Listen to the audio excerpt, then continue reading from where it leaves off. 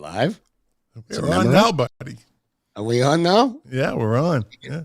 All right, so I might have been a little premature this evening with my praise, but everybody, we're humans, right? We're not always on our A game. So the people watching aren't going to know what just happened. So let's just that, keep that in the shadows. You sure you want me to keep it there? We were all right. I'll say it. So we had the intro going. Everything's going fine, and I look at I got to check the Facebook group, and nothing's coming up, and we're like, I don't know, 2 minutes in, and I realized I didn't hit the go live button. So it happens. I'll take the heat. Yeah, well, it's because the two guests that we have on tonight intimidated me. I'll blame them. Very exciting. They got me nervous. Kurt Millar, right? Friends of the show too, Kurt and Layne. Yes. Yeah. Yes. Excited to talk to them in a minute. And I'm just getting back, right? We had our little lunch date down at S3, Sun, Surf, Sand, Sea. What does that stand for? Excuse me. It's 3S on Fort Lauderdale Beach, and it stands for Sand, Sun, and Surf. Okay. Yes. See, I don't take you to the cheap joints. Absolutely not. Somebody had messaged me and said, take him to Pollo Tropical. I said, no. Don't you have a Bojangles or an Arby's down there or something? We could just yeah. There's Arby's. They're random, but they're around. I haven't had an Arby's in years. And for the people watching, we're just waiting for people to come into the viewing. Whatever it is, waiting for people to come into the live stream. So. Yeah, and I did I tell you I had a suite at Hard Rock Stadium? I saw the picture. Yeah, you never mentioned it. Would you think I was going to try to bum a spot in there? Is that what? No. I take you to lunch and you don't even mention, hey, by the way, I'm in a suite at the game. Would you think I was going to be like, why aren't I what? My brothers, my nephew, his father-in-law to be set it up. But I have to say, I'm South Florida, Florida in general, with the way they treat partying, which in my eyes is the right way. There's not really any open container issues that I've ever seen.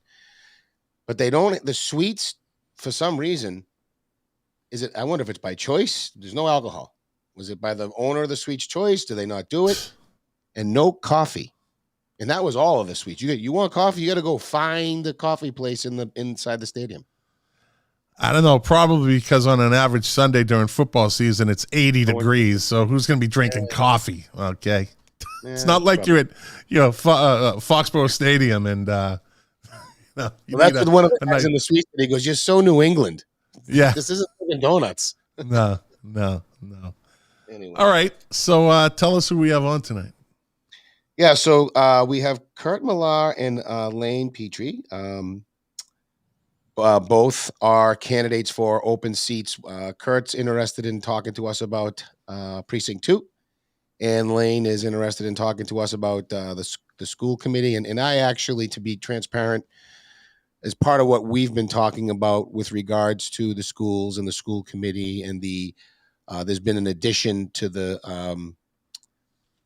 been an addition. I think we alluded to it last week, Scott. We talked a little bit about that. There might have been another name, another hat in the ring. There's officially another hat in the ring for a school committee seat. And so then it kind of drove, as probably many saw, one of the other candidates, the fourth best vote getter, Celeste Heinonen. And no secret to anybody, she had my support. And, it was sad that she dropped out. I kind of understand where she's coming from, but that's kind of why I thought Layne would be good to have Layne on, give her a chance to be heard and have her say whatever it is she wants to say related to the issue. We want to say who threw their hat in the ring? The new so name in the game? There's actually two new hats in the ring. One for school committee, which is Robert DeFelice, and one for town council, which is why am I having a brain cramp? Oh, Karen Chavez. She'd hit me if she knew that. Karen Chavez has served on the finance committee for double-digit years.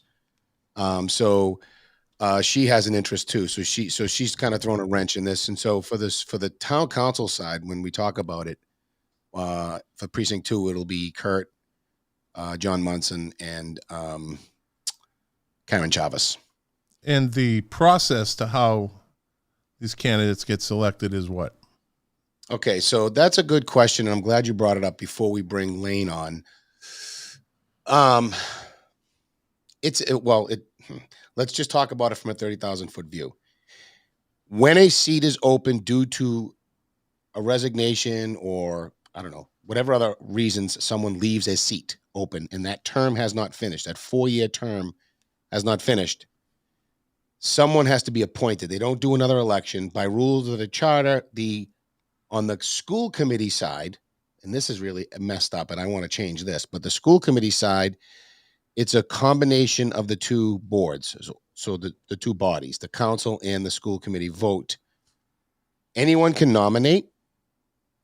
It has to be seconded and approved by a vote. A nominee has to get the support of the majority of the combined bodies. So anyone can nominate at any time.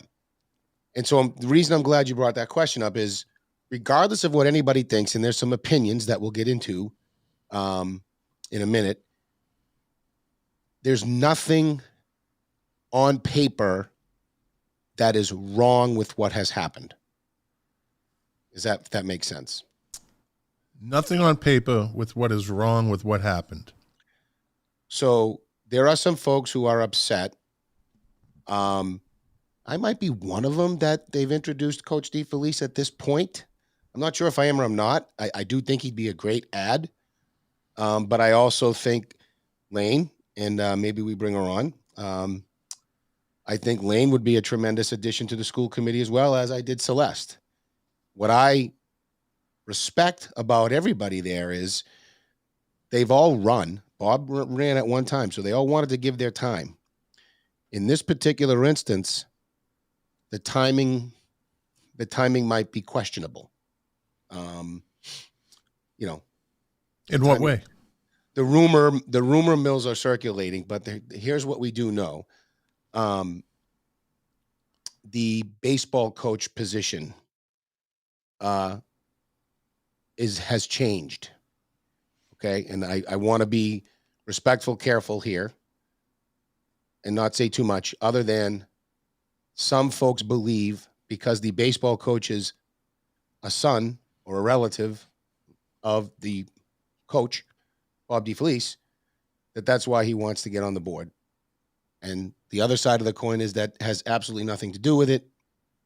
No matter how you sliced it, the timing looks a certain way. And all right, I don't want to. So Bob DeFelice's son was coaching the baseball team, and he got removed for whatever reason. Not renewed. Okay. Contract expires, right? Yeah, and I'm sure there was rumors flying around, but no one really knows why it didn't get renewed. But there's a lot of speculation. Am I right in that? Yeah, and listen, I've known Mike a long time. I've always thought, my kids had great experiences with the kid. So, but I've always thought, why would anybody want to coach or do anything in Winthrop? Right? It's hard because everybody. I think that of anybody that volunteers, I give them all the credit in the world. Or it's not quite volunteering in that case, but it's certainly not a highly paid job. Right. Right. It's just a lot of prisms to look at things through.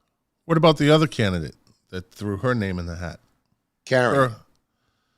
Yeah. And is there anything swirling around her?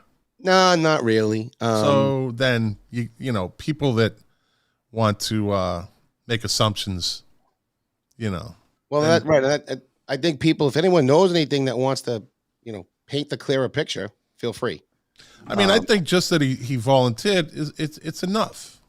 Whether everybody has an ulterior motive, whether it's the smallest of the smallest or the largest of the largest. I mean, people come on there with an idea. They volunteer to do this, to run for something, and when they get elected, they all want to accomplish something, and that's an ulterior motive in a sense, right? So whatever somebody wants to accomplish, now there's a difference between that and then having a vendetta. And I don't think one person getting onto the school committee can really affect the vendetta. I don't think that's it's not going to happen. Yeah. So I don't think it's going to be, it's not like it's a battle royal and he's going to come out, he's climbing out of the ring, So people are always going to think what they want to think no matter what. And so, all right. So it's chosen both of, now what about the town council seat? That's the one. That's Karen Chavez. That's the new ad. Now that's the same. So just the town council votes on that though, right? Right. Yes. Sorry. Yeah. Okay. Just the town council votes on that one. I think that's broken. I mean, That was my mistake. I was getting it confused with the school committee. Okay. Yeah, That's why I me asked. So the town council votes on whoever puts their name in the hat. Yeah. I mean, it's it's the same thing, nomination process. You know, so for instance, if you bring up a name and it doesn't get a second, if it fails for lack of a second, it's over. That person's not nominated. If that person gets the nomination, right? So someone seconds it, they could still lose, right? Because then they don't get enough votes. All right. You know, in my opinion, the big thing right now on the school committee side really is, look, these young ladies ran right now. And I feel that should matter to a degree. I don't think it sets anybody up to win. So if Bob gets the votes, you know, is there going to be some friction, right, from the remaining members who may kind of like sneaking in the back door? Right. You know, Layne put her time in. She did her campaigning, and you know, she tried. She made a solid effort for this position, and she didn't get it. And now now that there's an open seat, somebody's like, I didn't have to do the rigor of the campaign. I'm just going to throw my name in the hat now. So they're taking kind of like a backdoor. You know, try to win the round, you know, the last 10 seconds, right? Right. That's right. All right. So who do you want to bring on? You want to bring on Layne? Yeah, let's talk to Layne. Let's see. Yeah, let's bring on Layne. She's the hot ticket item on the show right now. Let's bring her on. So without further ado, welcome back to the show, Layne Pettrie. Thank you. It's nice to be here. Just no cats walking across the counter, across the desk right now. Not right now. There was one earlier, but she left. Well, listen. At least it's not Father Walter with that lunatic dog of his. Oh, that dog was out of control. That dog was out of control. Yeah. He took over the show. You think he's watching right now? I hope so. Well, he says he watches. I have 2 lunatic dogs too. They're just quiet right now. They're occupied. Let's hope it stays that way, because it got a little crazy with Father Walter. Yeah, what's the pet count over there? How many animals do you feed? I have 2 dogs, 3 cats, a rabbit, a fish, and Charlotte has 2 hermit crabs. So maybe we should call you Layne Pettrie. Pretty much. Well, Layne Doolittle. That's a bad joke. Doolittle. Yeah, emphasis on the little. Layne Doolittle. There you go. Yeah. If I could talk to the All right. Let's move on. So Layne, what brings you on the show? Well, I was invited. No, Of course. No, Yes, of you course were. you were. I think because I'm still very much interested in the school committee position that I hope will be voted on and appointed ultimately next week at the joint meeting. I'm hoping that there's a joint meeting next week. So just kind of one last spiel, I guess, about me wanting to do it. So let me ask you, are all the new members of the town council and the school committee, they're all on board now? Yep. They were sworn in on Wednesday. Like the way it should be. I believe that's the way it should have been from the beginning. I think that last thing was a last ditch effort to throw a curveball into everything, but it didn't Timing happen. just kind of stunk. I mean, it probably could have been done like shortly after the election, and it wouldn't have felt so. Yeah. I don't know. The timing wouldn't have felt so odd, even though it still would have been the same people. It's almost like it was planned. Like, I'm just going to do this. I'm leaving, and I'm not throwing a rock at Phil, but he's the one that made the call, and it just didn't look right to anybody. Not even some of the school committee members. Yeah, town council all showed up. But yeah, I think it was tough to coordinate school committee members' schedules. That it was right in the midst of the holidays and everything. I think it's kind of tricky to try to coordinate. Right. So give us, like you did the first time you came on, if you want to give us your pitch, Sure. Yeah. I mean, I think I know that there are some members of school committee that do have an experience in education, but both of them have served primarily in higher education. and I've worked in public education, so I think that I do offer a lens. I mean, I was talking to somebody recently about, like when grants are released in the state of Massachusetts, I'm usually aware of them in 36 to 48 hours just because we talk about it regularly at work. So there are things that and of course, like Lisa Howard, that's her job. She's more than on top of it, but at least I think, in terms of thinking creatively about like, oh, well, maybe we could move some funding around for this, or if we wanted to fund a new program, there are grants that are in the pipeline coming out for X, Y, and Z that maybe Winthrop could apply for. I think just having that lens is helpful because it doesn't require any extra effort on my part. I already do this all the time for my career. And I think that just my experience with understanding the way that school budgets work, I wouldn't have to relearn the school budget. When I read through Winthrop's budget, I understand what those line items mean for the most part. Like I get where the sources are coming from. I know that this code means this grant and this code means that it comes from town income. So it's a slightly more shallow learning curve. I think the role of school committee is something that I've never done before. So I will definitely have to learn how to do that. But at least in terms of understanding the budget and the job of the superintendent, that's not stuff that I would need to learn. Right. So Layne, there are, as you know, and I know I don't want to put you on the hot seat here, but this is an important Yes, question to me. Well, how's this? I don't want it to be scalding hot because that wouldn't be fair, to be honest with you. It just wouldn't be. But a little lukewarm because a little lukewarm is important here because, well, just because.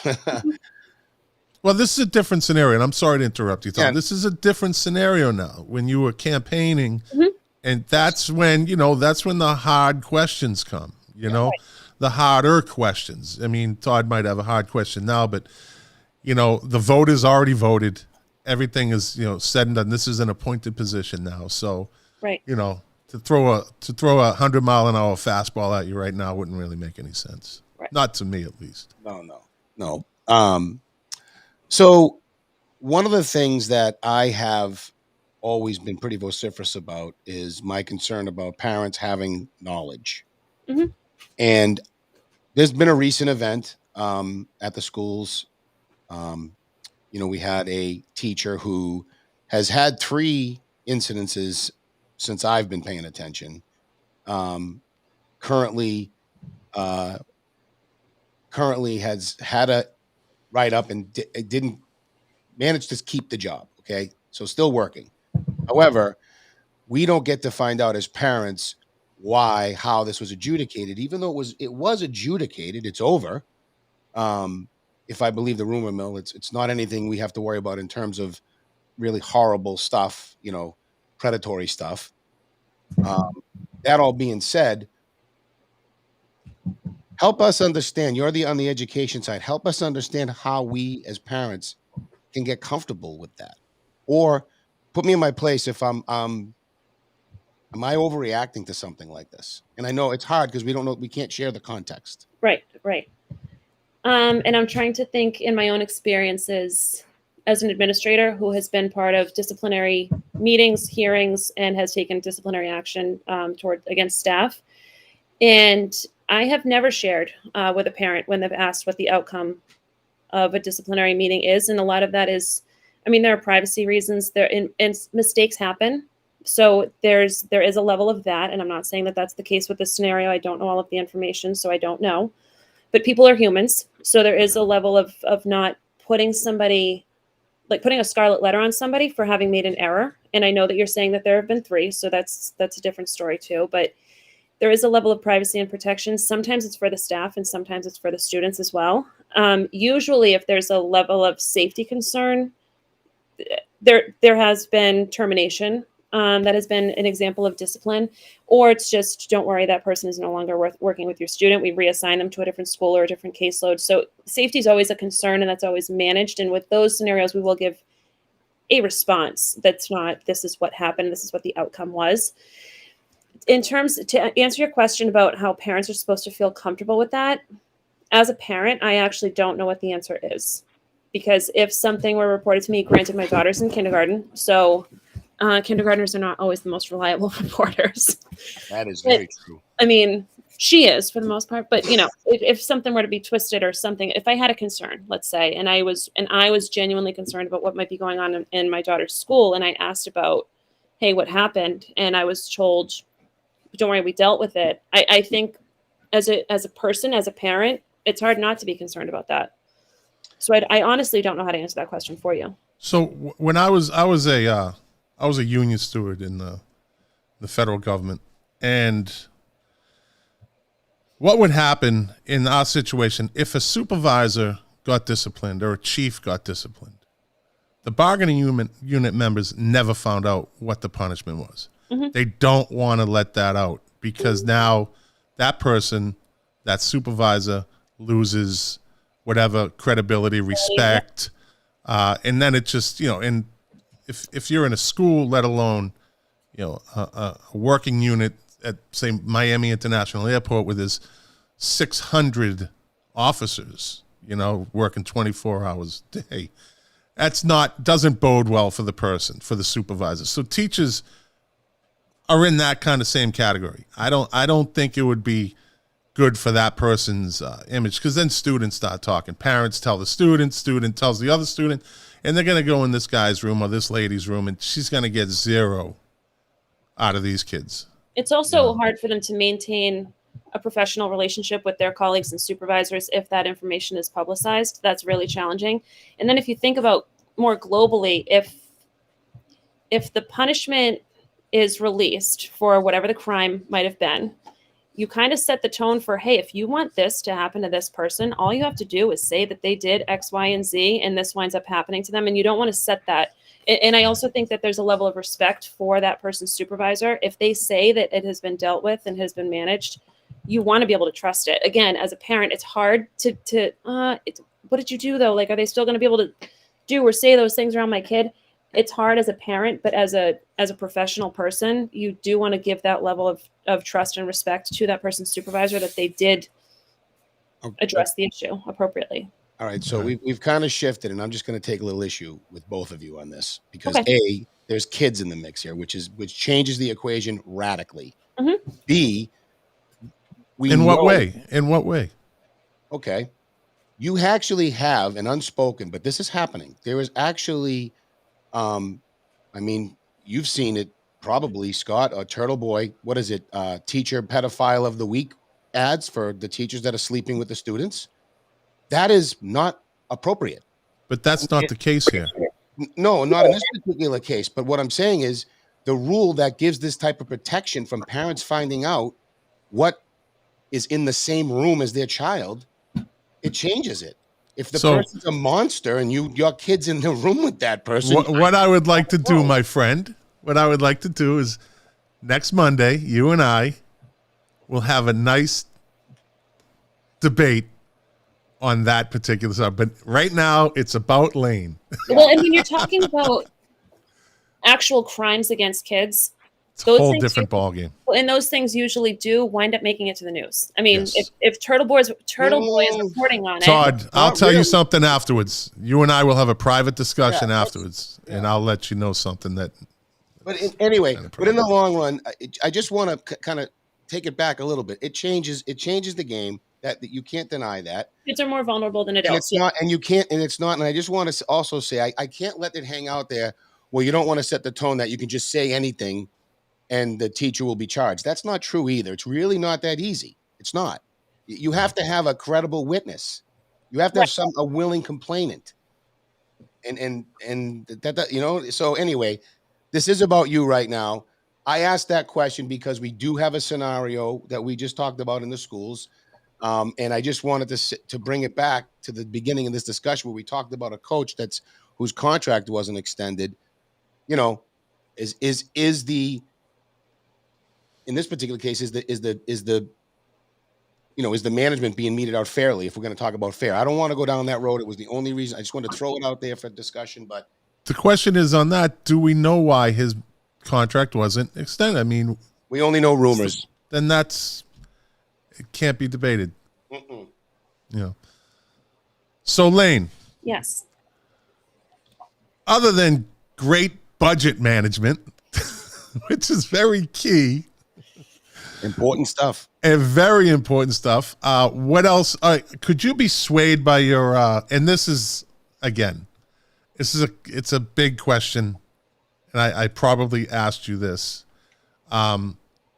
Would you ever let your political views or your social views influence your decision making? Because this is what all the parents want to know. Would I ever? Probably. You would. In all honesty, I mean, who doesn't? I feel like your political and your social views are they're kind of an outward portrayal of your morals, and so I think that I can't think of a good hypothetical to give to you right now. But Right. if a certain scenario were to come up that was required to make a decision that might be a reflection on my social or political views, if that was in line with my morals, yeah, I would make a decision like that. I think anybody would. It's very hard to remain entirely neutral, and especially if a decision is clear cut, yes or no, whatever decision you make is going to be a reflection on your stance on a certain topic. See, I have to take umbrage with that because I was in law enforcement for 32 years, and there was people that I came across, right? I knew they were wrong. I felt they were wrong, but I couldn't make that decision based on the fact that I just thought they were wrong. I didn't like their, they did something that wasn't morally correct in my view. You have to think through it. You have to think all the way through it. You have to think to the end instead of making this, well, I think it's this good. What is the cause and effect of your decision? You know what I mean? So right. To just let's say for an example, let's say that we were given a bucket of money. We were given an extra $1 million to decide what to do with it. Or let's say $200,000. And it was on the table that there was this one particular sporting program that we were going to start a rowing team, and I'm a rower, so that's why I'm using that. But we're going to use it for the athletics department to start a rowing team. That's a very expensive sport. 8 kids in a boat. It's awesome. These kids are going to get college scholarships. Cool. Or we can start a bus program. Personally, I would love to see a rowing program here. It is awesome for scholarships and for, athletic training and whatever, all of that team building stuff, but that's not for the greater good. And so politically, my opinion would stand for the greater good. So I would make the decision to fund the bus program. There you go. All right. Okay. Hold on. Because you know where I'm going now, right? Every 3 years, and I'm not going to make you answer this. I'm just going to put the frame out there and the audience can fill in their own blanks. I know. If we know this, so for everyone listening and everyone sitting here, we know this is a mathematical fact. Layne won't deny it, especially when she's sitting on the school committee reading the budget. When we say yes, when we give even 1%, the next contract year, we are looking for money to meet our increased contractual obligations. So when we vote as a school committee to say yes to a contract, we know, we are knowledgeable. We know that, yes, years 2 and 3 are going to cost us cuts. We have to get more money that we know we don't have. Okay? Layne, you don't have to respond. You don't have to say a word. Mm-hmm. But that is not the greater good. That is the teacher good. No matter how you slice it, that's the teacher good. The greater good is not being served there. And I just want to put that out there because that is the thing at the end of the day that will change the trajectory of public schools in mostly blue states, but in America. When you stop just giving money into schools and bitching that you need more, and you always just keep giving it to the payroll, as long as that happens, nothing changes. We just keep treading water. Well, I think she probably, being a budget person, really has a good grip on she that. Knows. Oh, she and knows. how it She's very affects smart things. about that budget. It is a tough spot, though, because when you look at comparable districts or towns that are a reasonable commuting distance from here, and you look at their salary grids, why would a teacher choose to continue to teach here if they can make 20? And I'm not saying that this is what I'm going to push for, than what I'm recommending. No, I know where you're going. Go ahead. If you have a mass exodus because we vote for absolutely no pay increases, but down the street they just got a 4% pay increase. Why would I stay here when I could go make $15,000 a year more down the street? And I have a mass exodus of teachers with no bodies to fill the classrooms and no one to teach the kids. Rock in a hard place. I have an answer. I have an answer. Okay. First of all, Winthrop, I think, went 3 or 4 years almost without a raise. No mass exodus. Didn't happen. So I don't believe that there'll be mass exodus. And if there is, so much for the point that it wasn't for the money. And here's why. Oh, it's not for the money. The average salary is what? 60 grand? 1% is $600 a year. What is that a month? Are you telling me you're going to leave? You're going to leave for $600 a year and tell me it's not about the money? Okay. Good for you. Bye. Honestly. Secondly, why stay here and make less? Well, you don't have to, in Revere and other schools, you don't have to walk through metal detectors. You don't have as much trouble. How about we compare contracts before we make those claims? I agree. Because in Everett, as an example, Everett has to stay, I think it's an hour and a half or an hour after school every day. It's in the contract, right? So we got to start, if we're going to do that, we have to really dice up these contracts. I know. I don't disagree with you. And we've had teachers come back and say it wasn't worth the extra money. It wasn't worth the commute out of town, or it wasn't worth the whatever it was. Winthrop has some advantages, and It has a quality of work. Quality. You know, if my position that I have in Boston now existed in Winthrop, do you think that I wouldn't be going for it every time it opened up? Absolutely. Absolutely. Right. So all right. So everybody, like, there's all these different nuances, but the point is, at the end of the day, no matter what you and I say, Layne, we can't get away from the math, which is, I know. It just, something gets cut. And then that's why you see, what's the first thing in maintenance that gets cut? I don't know. They don't paint the bleachers, which we don't have to do anymore. But in the old days, right, the old Miller Field, those bleachers went unpainted for years, and then it just accelerated the deterioration. Right. Because we find ways to cut corners to meet our contractual obligations. All right. Well, anything else before? Because we got Kurt Millar waiting in the green room. I don't think so. I said I'd be short-winded. All right. You're always good. Yeah. Thank you. Thanks, guys. Anytime you want to come back on, you just let us know. Thank you. I will. Talk soon. I think we can now call her Layne Pettrie, friend of the show. Thank you. You've earned that. And I'm feeling like we're going to be calling her school committee appointee. We shall see. I hope so. I'm not counting my chickens before they hatch, but I hope so.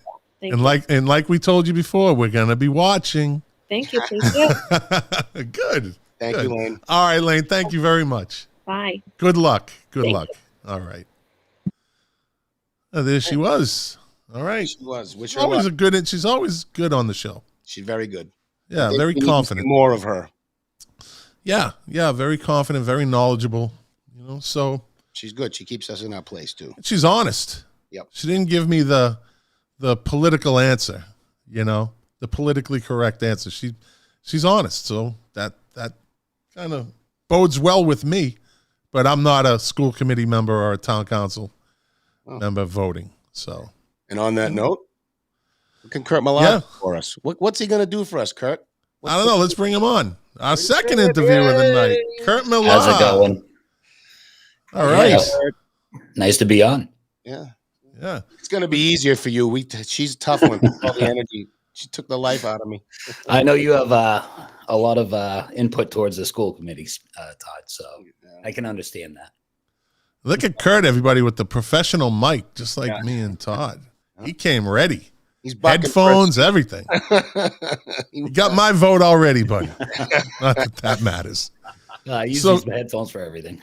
So, Kurt, tell us why you wanted to come on the show. You were invited, first of all. Well, Wendy said reading that she doesn't want you to go easy on me, which is okay. I'll take the heat. Sibling rivalry. Well, I don't think your position is as controversial and hot ticket item as a school committee position right now. No, and actually reading across the nation in some articles, school committees are taking a beating right now. Yeah, they really are. Hot seat. That's the hot seat. So, and you're what? You want to be? Threw your name in the hat for the precinct 2 seat. It opened up since Jim Lettieri is now president. He got sworn in last Tuesday. And precinct 2 covers what part of Winthrop? Todd's. Todd's part. Okay. The maze. We all know what that is. He's over in the maze, over by Ingleside, down to Main Street when you come over the bridge, down by Banks. Okay. Yeah. It's a pretty So good it's a spot. good area. I mean, not all areas in town are a good area. It's yeah, I actually ran for the seat. I did come in third place. I'll put that right out there. John Munson came in second, and Jim with the landslide win. So, but I just made sure I didn't give up on this. I asked to be on committees. I got more involved. I've been watching, I can't tell you, countless committee meetings and just to be more informed on what's going on in our town. I've watched even the school committee meetings because, the council votes on the budget. So understanding some different views on, planning board, what they see, zoning, the finance committee. And it's great. I think Karen Chavez throwing her hat in the ring I think that's great also. John stepping up again, wanting to be in there also. I think I come from a different view on things sometimes. I'm more middle of the road than really leaning to drastic sides. Like, I know we've had conversations, Todd. I've been pretty open on how I feel on things. My approach is different than some people. I'm pretty laid back. I want to hear what everything is and then make a decision. I'm more of like even at work, I'm a servant leader. I need to listen to, the workers, which in this scenario would be the citizens, to make a rational decision. And But are you more laid back than Rob DeMarco? That's Rob, more he's laid back watching, than I think. Rob. I think he's watching. He's watching. I think That's he is why I too. I said- saw him pop something up over there. Well, Kurt, we've never met, but I know you've been watching the show from the beginning, and you always have excellent input. I mean, you seem to know what you're doing and what you're talking about and what's going on. You seem to have your pulse on what's going on in Winthrop, although you'll only be, if you get put into the seat, one precinct. But, and you have the experience you've ran before. I mean, for what that's worth in this decision-making process. Yeah, so it's it'll only be to finish off the remaining just under 2 years for Jim's seat, and then it would have to run again.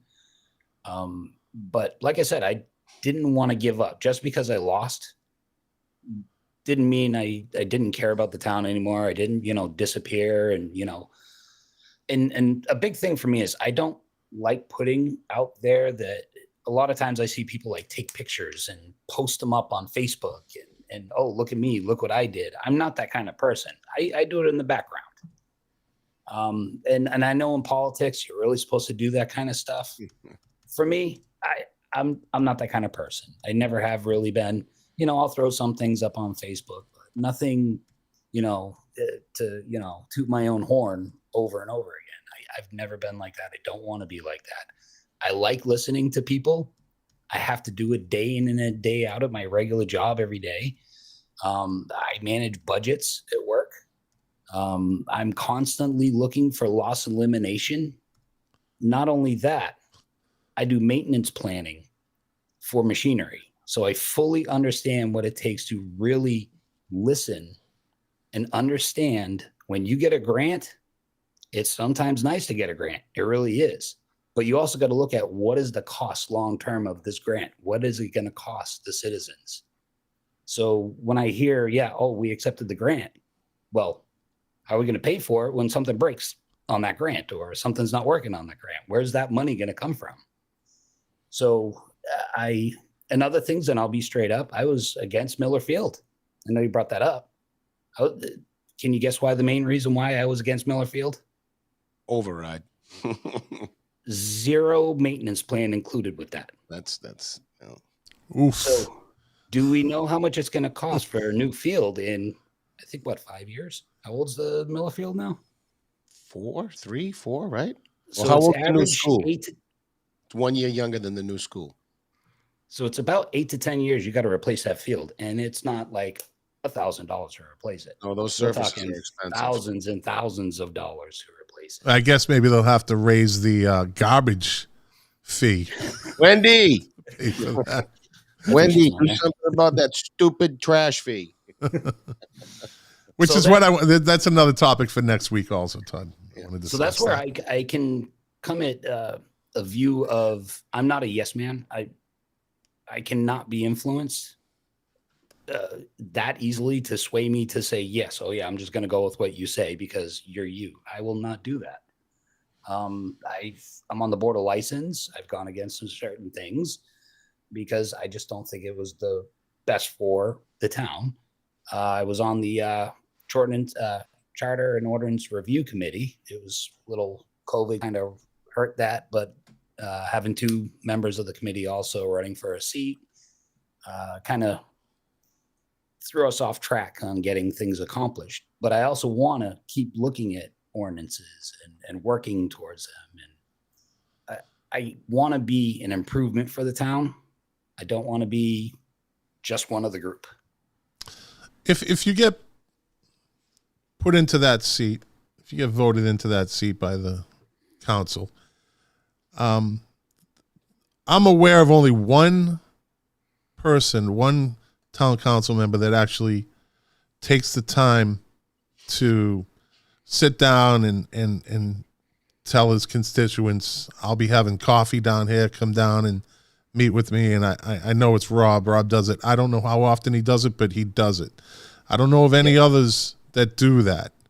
And that's called being hands-on with your constituents. That's being involved with your constituents. And I give Rob a lot of credit for that. Well, I suppose I'm going to ask you, would you do it? And you probably should say yes. Let me answer the question for you. I would I don't think you're going to be like, nah. No, I would definitely do that. I actually at work, I regularly set meeting times up with just the people that work with me just to sit so we can vent and talk about things, what we like, what we don't like. And if we don't listen, how do we actually make change? Evidently, you didn't work for CBP.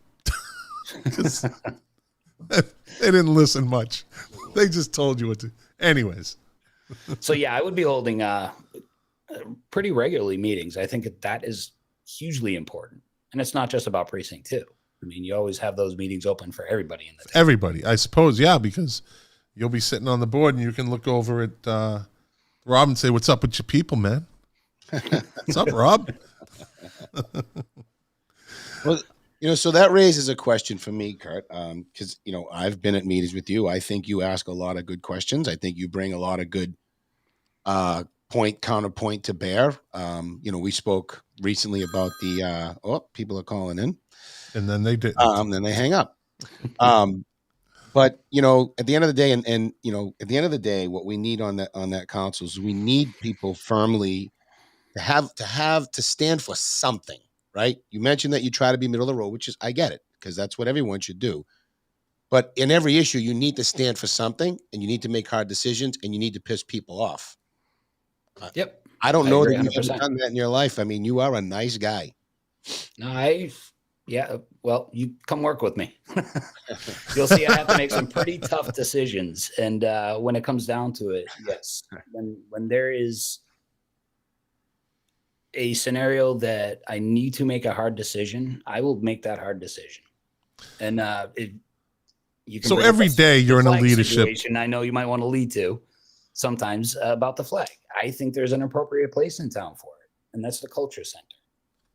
Now, that would have, yeah. Well, do we need to listen to the citizens? Is the majority of the citizens saying, no, we got to have this on town lawn? Well, then you got to go to the town manager and say, town manager, what are you saying is the policy for this? And we respect and follow the town manager's policy. But it should be a set policy put in place, and it shouldn't be swayed just because somebody else wants to have it differently. Exactly. You want to change the policy, you propose a change to the policy before you do it. Right.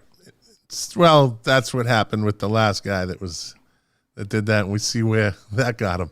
Mm-hmm. Mm-hmm. Yeah. Anyways, so on a day-to-day basis, you're in a leadership role. Yes. Right. And I don't think you would handle the town council seat any differently. Right. No, not at all. A servant leader. Oh, here we go.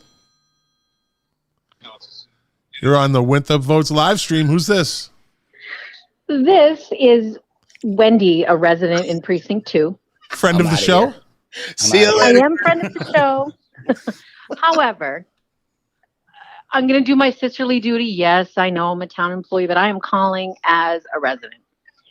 It I is don't your just- right. But I just don't support Kurt's run as his wanting to work as a counselor because he's my brother.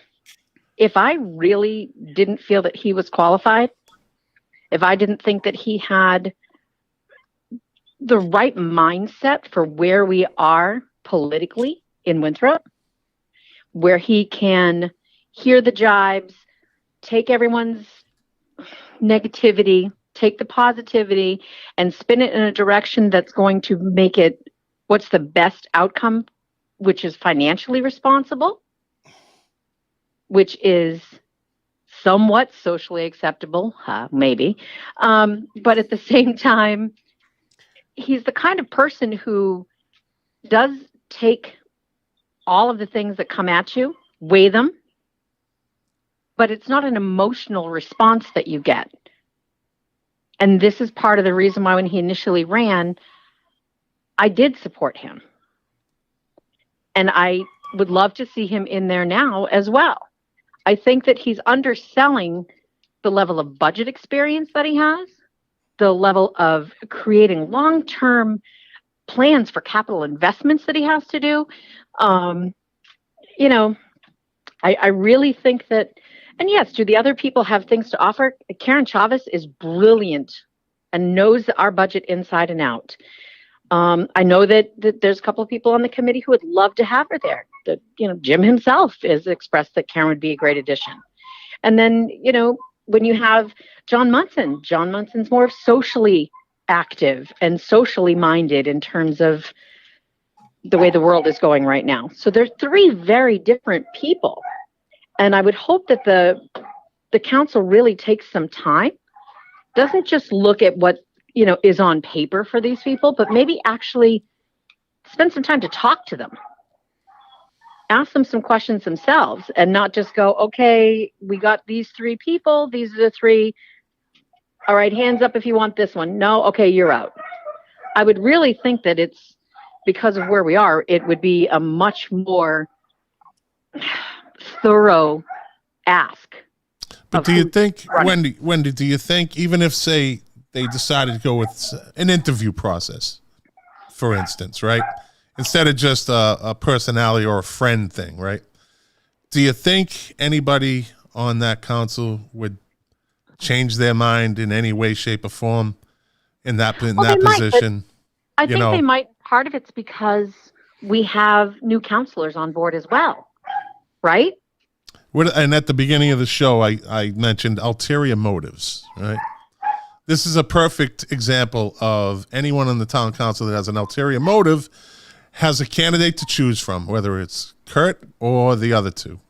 Right? Yep. So, and where if they politically align in their social aspects of the universe, right? Right. That's probably the person they're going to go with more likely if they feel they could get better things passed or policies passed that they haven't been able to do previously. And they know that person is more likely to bend to their same leaning. Of course, that's who they're going to vote for but I think that I would hope that where we've seen the things that the way people are disenfranchised a little bit with our town government, that this council takes this a little more seriously for a 2-year fill. If it was 6 months, I'd be like, whatever, put somebody in there. But we're talking about another 2 years with big budget issues, huge budget stuff we have to look at. So I'm starting I don't to know. think Wendy's dog wants to take over the show, like Father. Yeah, Walter. you at Father Walter's house? Are you at Father Walter's house? That is Athena, my Malamute husky, who sees me because I left the room, and she's like, "Oh, I see you, Mommy. Come play." They are very vocal dogs. Yes. So Wendy, you make a good point about budget, and let me throw a curveball in this because this is about teams, right? And we're talking about the greater good and what's going to be the best fit. So, and this is probably the hill you're going to have to climb, Kurt. And I think you and I talked about this before. I think we talked about this last week. I think budget. Jim has a very first of all, Jim has a somewhat checked out. I can assure you there are at least two people that are currently sitting on that board that are somewhat checked out. They might be newly invigorated because of the election and recent events on the school committee side, but they're somewhat checked out. You've got some new people who don't know anything. Basically, everything's green. Nobody knows anything about the budget. That's the hill you're going to have to overcome, I think, right? That's the reason Jim is interested in bringing in Karen. So how do you respond to that to put yourself in a position where you can get the committee members to give you a good look? So from, I have been following, and I looked at, I don't know how many times, the proposed 2020 budget, and no, I won't have a deep understanding like Karen has, but I can break down the numbers and I can see where, money is put into, where we take it out of, how we've moved it, why we've moved it. So I do have a much better understanding than 2-3 years ago. And that's where I said, I'm trying to be invested in the town and keep understanding and learning more. Could I surpass Karen with her knowledge? Absolutely not. I couldn't. I'm not going to say I could right now. Can I interrupt? Would we lose Karen on the Citizens Finance Committee? I mean, she is an asset, and I don't see that if she gets the seat that she wouldn't continue. Her passion for our budgets and for this town, I don't think would end if she doesn't get this seat. That's a good point. Yeah. I will only see, you're right, Wendy, that's a great point.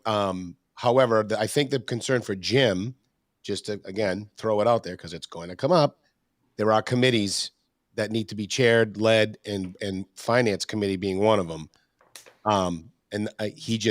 That's where he's going. So yes, I think you make a great point. Sorry, Kurt, you can keep going. No, it's a valid point to be making.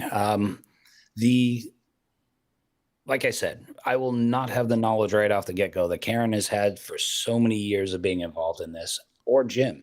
It's going to take me a little bit to get, up to speed with it. I have to maintain my $5 million budget on a regular basis at work. No, it's not the same as, town-wide, but I also have to look at, every line in that. Why I get asked, I have to report if my budget line goes up or down. I have to give an exact reason why it went up or down per line item. And I have to look at how I'm going to do cost savings. So if I were to start looking at line items, which I've done, some things don't make sense to me. And yes, I need to reach out and ask more questions, get a better understanding of it. But in the end, I look at how in our budget, one, how can we save money? Where are we spending wastefully on things we really shouldn't be, where we're doing a lot of wants before needs at times? You got to treat somewhat like the budget for our town, like your own personal budget. You got to live within your means at some point. Yeah, sometimes you got to break out the credit card, but you shouldn't use the credit card all the time for everything. So maybe I should take that advice. Although, if you have the cash and you use your credit card and then pay it all off at the end of the month, that's right. Thing. There you go, buddy. So you manage a $5 million budget pretty much in your job. Yes, and it's actually increasing because we're getting more machinery. So regardless of if someone knows more about budgets than a person that does a budget, you still understand a budget. Yes. You're not going into this, if you get that spot, you're not going into this with zero experience with a budget. No. It's just different numbers and different items, different line items. And right? I have to make the hard choices of, head count. Right. That's included in my budget of, do I have enough people or do I have to let someone go? Do I have to actually turn this into a temp job and not a full-time job? So it can be tough. I make tough decisions. I actually said to Jim myself personally, so here I am now. Okay. This is exactly how I feel about it. Kurt, your lack of budget experience compared to Karen, for me, doesn't disqualify you. That would not be a disqualifying event because you can pitch to me all you want about experience. This town council, up until fairly recently, has been the same clown show it was from day one, for the most part. And you see what that's gotten us. So, if I may be so bold as to say, what has municipal experience got us but more incompetence? Private sector experience, say what you want about the former president, kids. Policy-wise, stuff got done. So I'm sorry. I'll take a business mind any day. We lost Kurt. No, we'll get him back. Well, we'll get him. There he is. There we go. I don't know what happened.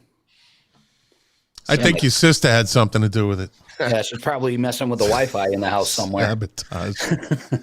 No, So Rob DeMarco wants to know ferry ? Oh, the ferry, the thorn in my side. Light a fire on your I've ass. been very vocal about the ferry. It's our third try on a ferry right now. I want to make it clear, I'm not against ferries. I'm against our town running the ferry. We shouldn't be utilizing our resources. If you want to put a public service in place, you need redundancy built into it. Our ferry, shuts down. What do? There's no other boat. Now you just upset the riders who you're trying to build that ridership. And we couldn't find captains, and we couldn't do this, and we couldn't do that. And I know there's hard efforts made to really make this work. And, I will give some kudos to that. But in my thought process, why are we utilizing town employees to run a public service for a ferry? It just, in my head, it's like putting the cart before the horse. Now, if we had that whole Shirley Ave, up and running, gorgeous, and, even more reason to get off that ferry and come into our town and see all this, I'd be like, yeah, let's see if this thing can really work. But we put a ferry in place with, you get off the ferry, yeah, there might be a couple signs, but where do you go? An average person who's never really been into Winthrop who wants to come and visit, they're going to have to go online and search things out. Yeah, we got those Sophie signs, I think. I forget what they're called. Yeah, there was down there, but something like the ferry to me needs to be more regional. It needs to be, it can't just be a Winthrop ferry where our ridership is actually extremely low from Winthrop. Quincy was our moneymaker, and then the nighttime cruises. So do I think we deserve to be on a ferry route? Absolutely. Should it be managed by the town? Absolutely not.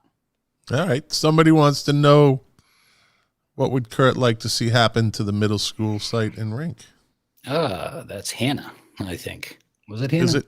I don't know. Yeah. Possibly. I'll track her down. Joe Hanlon, actually. I'm seeing him. All right. I got multi-screens up. I'm kind of fancy like you guys. No, so for me, the middle school, that's not as touchy of a point for me because I've been trying to watch the process and understand the process. And I don't think enough citizens understand what it takes to get that parcel of land to be something else. Just the RFP process, you can put in place what it can and can't be based on the town and what we'd like to see there. My view, I'd like to see something that turns people over in and out quick, makes us money. We don't have to, put a lot of town resource into it, where we can get our best bang for the buck, to be honest with you. Now, I saw proposals that a whole new hockey rink being put in with designs having changing rooms that, are up to date, and which we probably would have kept, the Boston Blades here. And I think that was one of the reasons why they left is how do you offer I'm not saying our hockey rink isn't nice. I think we have a great hockey rink, but can we update it and I've heard you guys mention it, like a hotel or a micro hotel. Let's make it a complex. Come in, come out. But I've also looked at, the concept of a hotel there where you just bring people in and move them out. I don't have, honestly, a clear view until I have a much better understanding of what these RFPs are going to be. Because without those RFPs, I mean, you can say whatever you want can go in there. I can have my opinion and say, let's just make it back to Parkland. What's RFP? Request for proposal. All right. For the unknowledgeable Yeah. like myself in that And then aspect. the whole zoning on there too. I know there's still people fighting against the zoning that's proposed with it. So for me to sit down and say what I'd like to see, it doesn't matter what I like to see. It's what in a whole is our community wants to see there. To be honest with you, it I seems- can go any way as long as it's not going to put us into some 2.5 override, which nobody is going to vote for, in my opinion. Right. Well, all right. Let's see. We're coming up. We're on an hour. So anything you want to give us in closing? Final pitch, Kurt? I see someone writing about, did the ferry really turn a profit when we made money? When was that? Yeah. Quickly touch on that. That'll be part of my closing, is that you need to look at the finances on the ferry. We sunk in $750,000 into that boat just to get it up to where we could actually use it. Jesus. And that's not put out there that often for everybody to know. And that's another reason why I was not happy with it. So moving on, in closing, I'm just going to say, I'm not part of a clique here in town. I'm not part of a group here in town. I'm kind of on the outside looking in. I've liked that I've been that way. That gives me kind of a more open view and being able to listen to others. Just knowing a few of the people on the council, I'm not a yes person. I need to think through things before I make a rational decision. Can I make the hard decisions? Absolutely, I'll make them when they need to be done. I am more than just looking into budgeting. Like I said, I've been really looking through the ordinances. I've been really looking through our zoning in town. What was it? The last meeting I watched was the not planning board for that building down the beach. I'm drawing a blank. Oh yeah. The appeal. What is it? The Board of Appeals. Board of Appeals. Yeah. Yeah, and I started asking questions about that too. So I dug in to get more knowledge. And that's what I'll bring to this, is that I'm not just going to sit there and vote yes on something or no on something that I really won't put a better understanding to before I make a judgment call or a vote. So there's 8 seats, eight town councils that are going to be voting on this, yeah? Because the 9th is empty, right? Or is it? Yes. There's 8. No, yeah, Jim's still, he's sworn in. Yep. he's sworn in. So how does that work then? His Does seat's empty. He votes for his seat. so there would be 8 town councilors voting, right? Yes. Yes. So there'd be a nomination. I believe Jim gets to be the first one. So he'd be the first out of everybody to make the first nomination, if I read the ordinance correctly. Yep. And then everybody votes. If it's not a majority vote, then another nomination can be put up. Almost just like the school committee.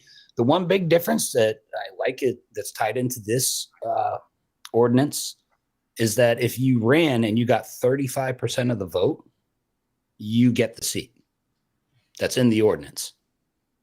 So if you had lost, but like Jim moved to president, that opens up the seat.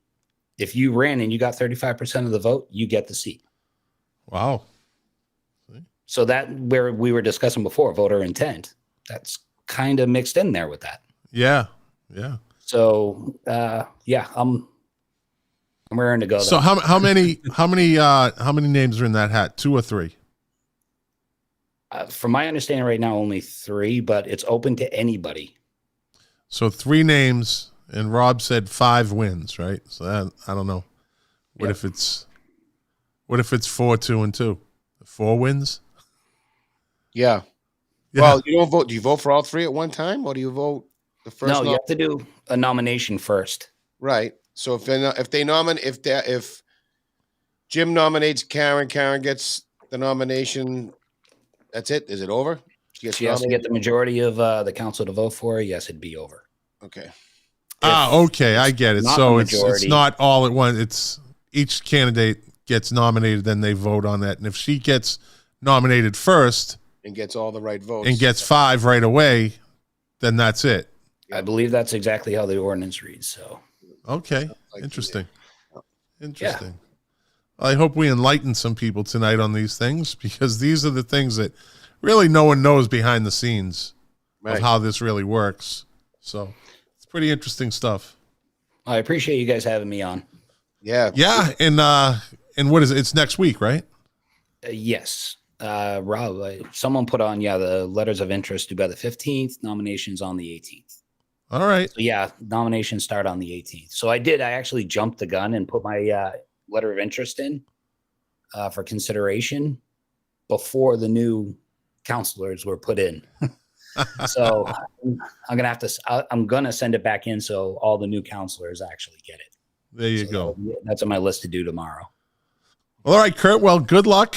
Yeah. Good luck, man. We thank you. Yeah. Thanks for coming on. And anytime you want to come on, just let us know. All righty. I'll be watching. All right, buddy. Thanks. Take care. Take care. All right. Well, there you go. There you go. There Another you good go. one. Good show. Yeah, that was Yeah. a good one. Yeah, Yeah. good one. Fast hour. Yeah, that went really fast, Yeah. which is All good. right. So we're just gonna end it like this. Just be like, yeah, good show, good show. Hey, good show. Why are we still? Yeah. See you later, Todd. Yeah. Good show. No, but Good next show. week I do want to talk more about what we were talking about earlier, as far as Yeah. discipline with teachers, et cetera, et cetera, et cetera. I think we'd have a healthy conversation on that, and I want to talk about a couple other things next week. The garbage, The trash fee. the garbage fee, Yeah. The garbage fee. The garbage trash fee. because it just came out, didn't it? It did. Yeah, This it is hit everybody's mailbox, right? Not really. I mean, well, you get a bill, right? You get a bill. We do get a bill. I haven't Physical seen it yet, bill? but it's coming, right? Yeah. It's a physical bill, right? Yes. All right. Yeah. So you pay your fee, kneel before the altar, and pay your fee. Yeah. So we could talk a little bit about that next week. And I'm sure a couple other things will pop up between now and then. If anyone has any issues they want to talk about, get in touch with me and Todd. You can find us on Facebook. Yeah, you can do that. And remember, all politics starts at the local level. There you go. Please get involved. Please, for the love of God. Yeah. Pay attention. Pay attention. And if you're not, we'll do it for you, We're trying. because this is Winthrop Votes, the issues, the news that the transcript won't bring you. Yeah, that's it. News, actual news. Yeah. Actual stuff that's going on around town, Yeah. other than events. But Rob gave us a kudos. Yeah, thanks for Rob. participating, Rob. Yes, sir. We love Appreciate it. it. All right, buddy. All right, another Stay good one. on, Yep, I'm with you. and we'll see you guys next Monday night. We didn't do Next it last night because Todd was traveling from Fort Lauderdale back to Boston. Land of the free, home of the brave. Layne, you're welcome. You're more than welcome. And again, anytime you want to come on, just let us know. Yeah. And all right, let's get out of here before people keep nagging us. And these people are the people. You're the engine that drives this machine. So without you guys, we'd just be me and Todd talking, and that would be no fun. So Boring, guys. we want to thank you guys for tuning in. Share it if you thought it was an interesting show. We appreciate your time, and we appreciate doing this for you, because we appreciate you. Thank you. I just made that up. That's pretty good, right? Remember it. Yeah.